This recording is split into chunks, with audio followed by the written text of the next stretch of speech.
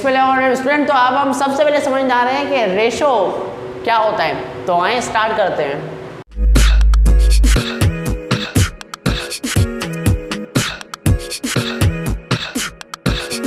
Students, आपको पता है छोटा भीम में भीम के कितने साथी थे?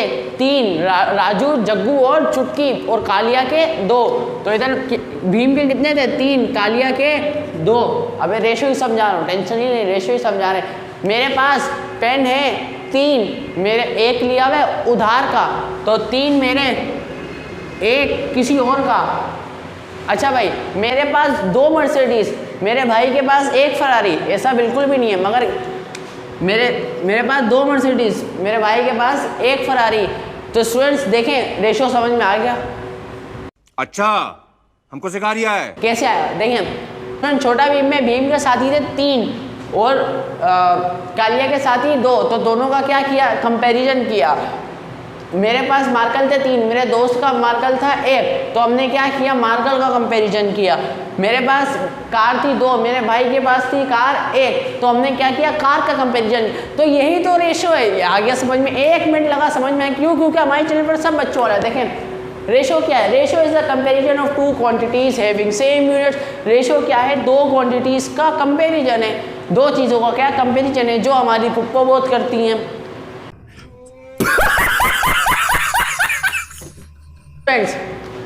कंपैरिजन है, ठीक है, 2 क्वांटिटीज का कंपैरिजन है। समझ में आ गया? लो, अभी हमने कंपैरिजन किया। रेशो क्या है? 2 एक जैसी चीज़ों का क्या है? कंपैरिजन है। उनका यूनिट क्या होना चाहिए? सेम। अगर फर्ज करें आप 2 लीटर दूध का 1 पाव दूध के साथ कंपैरिजन नहीं करेंगे, क्या करेंगे? पहले उस 1 पाव का यूनिट चेंज करके लीटर में करेंगे, फिर उन दोनों का। वैसे दूध तो लीटर में आता नहीं है, ये सिर्फ पाकिस्तान में किलो में मिलता है। स्टूडेंट देखें, दूध 2 किलो का आप 1 पाव के साथ कंपैरिजन नहीं कर सकते। आपको उस पहले एक पाव को कन्वर्ट करना है किलो के अंदर, 0.25 किलो आएगा, फिर उन दोनों का आपने कंपैरिजन करना है। तो अभी मैं आपको डिटेल में तफसील से समझाता हूँ कि रेशो क्या होता है। देखिए स्टूडेंट्स, रेशो क्या होता है? कंपैरिजन होता है ऑफ 2 क्वांटिटीज। रेशो क्या है? 2 चीज़ों का क्या है? कंपैरिजन है। कंपेयर करने को क्या कहते हैं? रेशो कहते हैं। हैविंग सेम यूनिट, उनका यूनिट क्या होना चाहिए? Same. It is relation between 2 quantities of same kind, यानी कि सेम काइंड यानी कि एक जैसी चीज़ों का कंपैरिजन, एक जैसी चीज़ों का कंपैरिजन को क्या कहते हैं? हम रेशो कहते हैं। अच्छा, इसको लिखते कैसे? फर्स्ट करें 2 चीज़ें, एक चीज़ है ए और एक चीज़ है बी। अब ए बी कुछ भी हो सकता है, ठीक है, मगर एक जैसी चीज़ होनी चाहिए। यानी कि 2 कुर्सियाँ और 3 कुर्सियाँ, तो ए की जगह 2 आ जाएगा और बी की जगह 3 आ जाएगा, 3 आ जाएगा, ठीक है। तो इस तरह लिखेंगे। अगर ए बी की जगह नंबर हो सकते हैं, तो रेशियो किसके लिखते हैं? ए 2 डॉट लगाते हैं बीच में और फिर बी।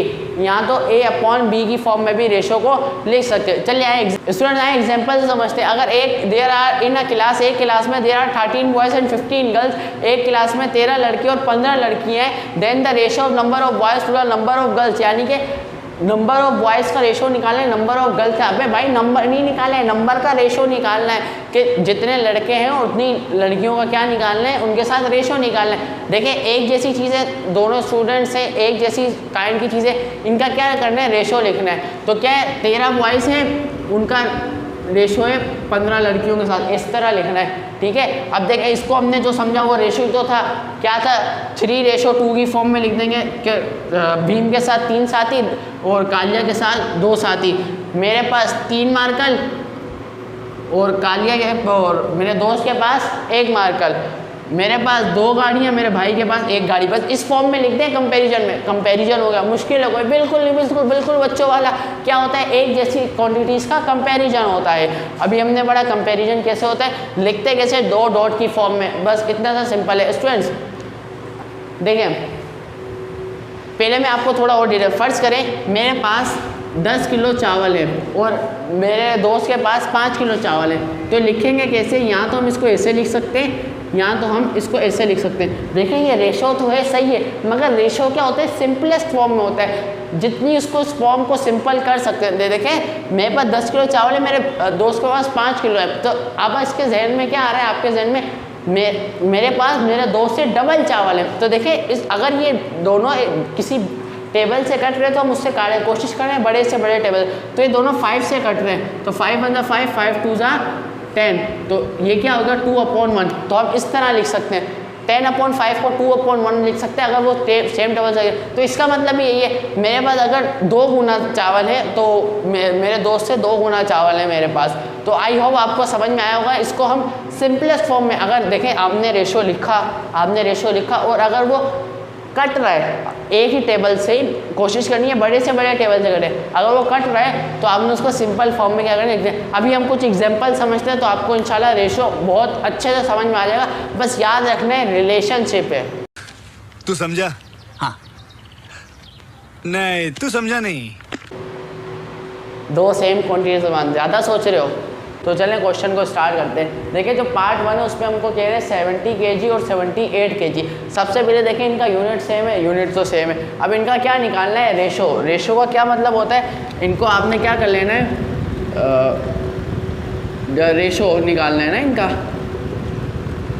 ठीक है। ये रेशो का साइन। अब इस रेशो को मैं कैसे लिख सकता हूँ, डिवाइड में ही लिख सकता हूँ 70/78। अब देखें इसको हमने जो टेबल से कट रहे हैं ना, बिल्कुल काट के जब एंड आ जाए और किसी टेबल से नहीं कट रहा हो तब तक हमने सोचा। अच्छा अब देखें अगर ये दोनों इवन नंबर हैं तो उसका मतलब 2 से तो 2 का टेबल तो इसके ऊपर अप्लाई होगा।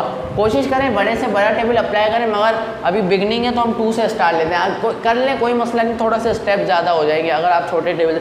अब देखें दोनों इवन नंबर तो 2 से कैंसिल होंगे। 70 को अगर आप 2 से डिवाइड करें तो क्या आंसर आता है 35। अभी इतने डिटेल में समझा रहा है कि कैसे डिवाइड करना है। यहाँ तो आप कैलकुलेटर से डिवाइड कर लें, वैसे ही साइंटिफिक कैलकुलेटर अलाउ होता है। यहाँ तो फिर आप क्या नाम है ऐसी जहन से डिवाइड कर लें। अब इतने डिटेल में नहीं समझा रहा है कि कैसे डिवाइड करना है। अच्छा और 2 को अगर 78 को डिवाइड करें तो हमारे पास आएगा आंसर 39। हमारे पास क्या आंसर आ रहा है 39, ठीक है। तो इधर देखें 35, अब क्या बच गया हमारे पास 35/39।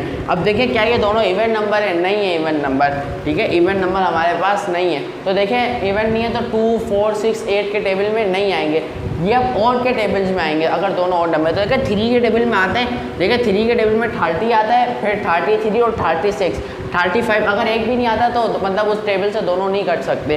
तो 35 नहीं आता 3 के टेबल में तो मतलब नहीं है, रेशो 3 से 4 क्योंकि इवन नंबर है 5 पे जाएंगे, 35 आता है मगर उसके बाद 40 आता है, 39 नहीं आता। दोनों उसी टेबल में आने चाहिए। तो 5 भी नहीं होगा, 6 इवन नंबर है, 7 पे जाएंगे, 7 में 35 आता है, फिर 42 आता है, 39 नहीं आता है। फिर 8 इवन नंबर है, 9 पे जाएंगे, 9 में ना 35 आता है ना 39 आता है। फिर 10 पे जाएंगे हम, 10 के अंदर भी इन दोनों में से कोई भी नहीं आता। तो तकरीबन आपने 10 तक टेबल देख लेना है, अगर आता है तो सही है, नहीं आता तो आपने इसको यूं ही छोड़ देना। मगर हो सकता है 11, 13 के टेबल में ये आता हो, मगर वो बहुत रेयर केसेस होते हैं, कोई 100 में से कोई एक केस होता है, ठीक है। तो इधर ही हम क्या कर लेते हैं, ये हमारा क्या हो गया आंसर हो गया है। अरे भाई ये पॉइंट्स तो बताना भूल ही गया। अच्छा आपने ये बात याद रखना है, the order of the elements in a ratio is important. यानी कि जो ऑर्डर है ना, ऑर्डर का मतलब वो नहीं जो आप ऑर्डर देते किसी को या वेटर को देते, ऑर्डर से मुराद है जो पहले लिखा हुआ है पहले और जो बाद में लिखा हुआ बाद में आएगा वो इम्पोर्टेंट है। यानी कि A/B, B/A नहीं हो सकता। इस तरह इसको आप इस तरह नहीं लिख सकते, ठीक है, ये रॉन्ग तरीका है। आपने A/B, अगर आप मैं अपना कंपैरिजन करूँ मेरे दोस्त के साथ, फर्स्ट ईयर मेरे पास 3 मार्कर है, मेरे दोस्त के पास 1 मार्कर है, तो मैं 3/1 लिखूँगा, 1/3 नहीं लिख सकता।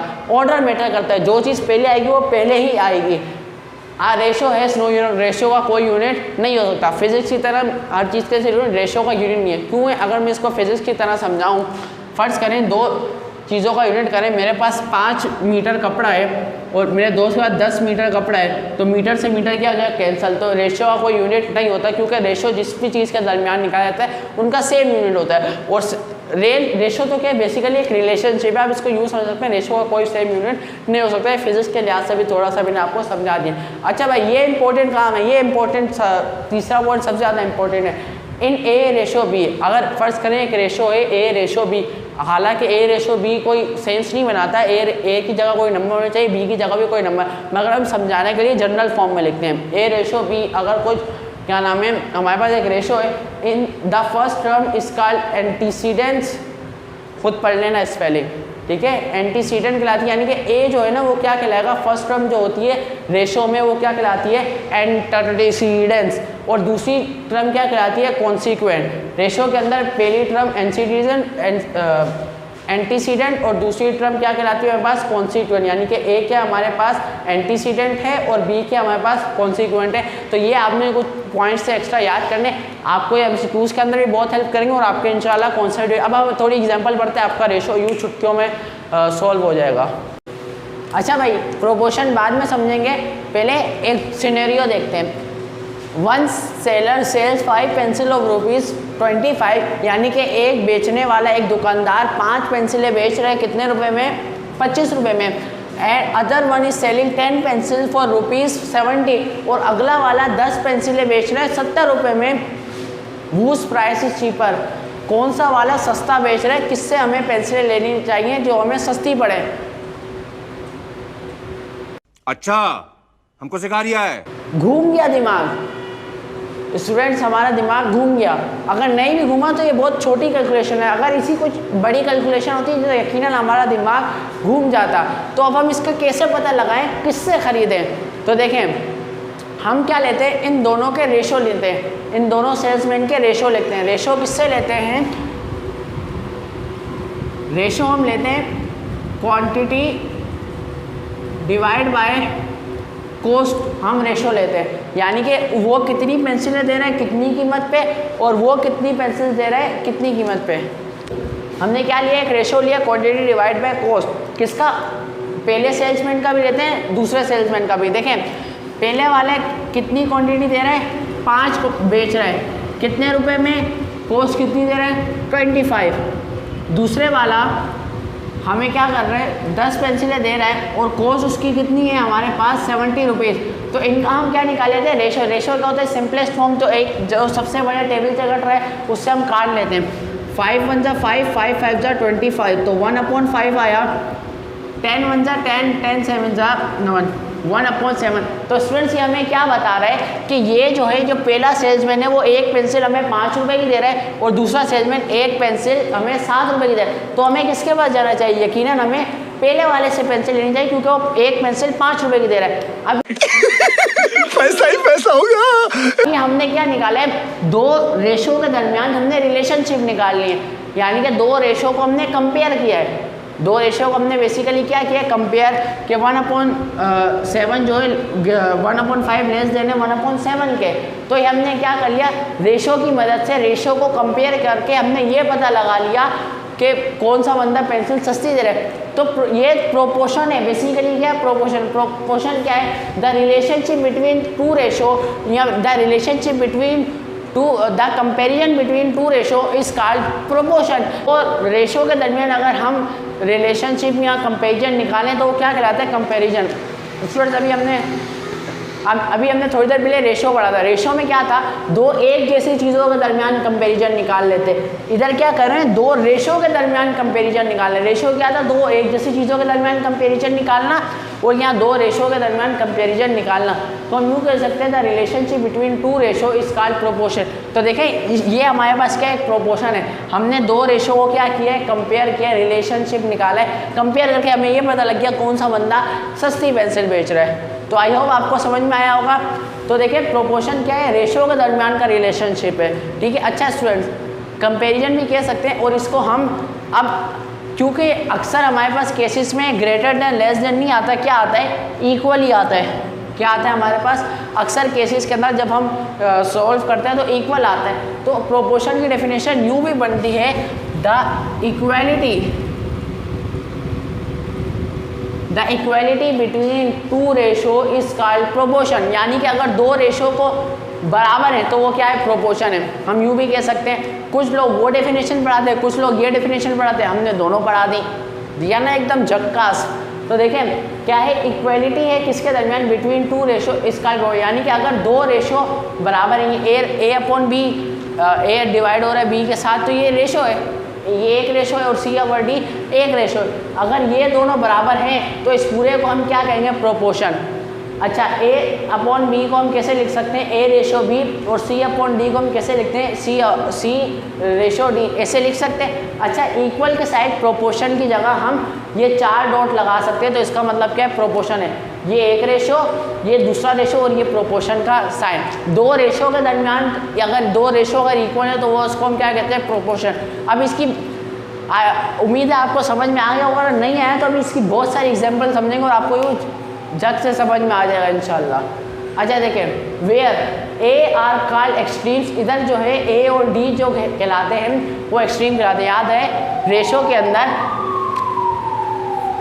पहले का पहला और दूसरे का लास्ट वाला वो कहलाते हैं हमारे पास एक्सट्रीम। क्या कहलाते हैं हमारे पास, एक्सट्रीम, पहला और लास्ट वाला। और जो दूसरे का दूसरा और पहले का दूसरा और दूसरे का पहला हमारे पास क्या कहलाते हैं, and B and C are का मीन्स हमारे पास क्या कहलाते हैं, मीन्स। अच्छा स्टूडेंट्स, रेशो की एक प्रॉपर्टी आपको समझा दूं कि रेशो के अंदर जब भी रेशो होता है प्रोडक्ट ऑफ मीन्स बराबर होता है प्रोडक्ट ऑफ एक्सट्रीम के, यानी कि अगर हम ए और डी को मल्टीप्लाई करें तो हमेशा बराबर आएगा बी और सी के। तो आप इसको करके देख लीजिएगा, जब हम अभी करेंगे तो आपको इंशाल्लाह ये समझ में आएगा और ये प्रॉपर्टी यूज़ भी होगी, यानी कि ए डी बराबर होता है बी सी के। ए डी को मल्टीप्लाई करें तो बराबर आएगा बी सी के।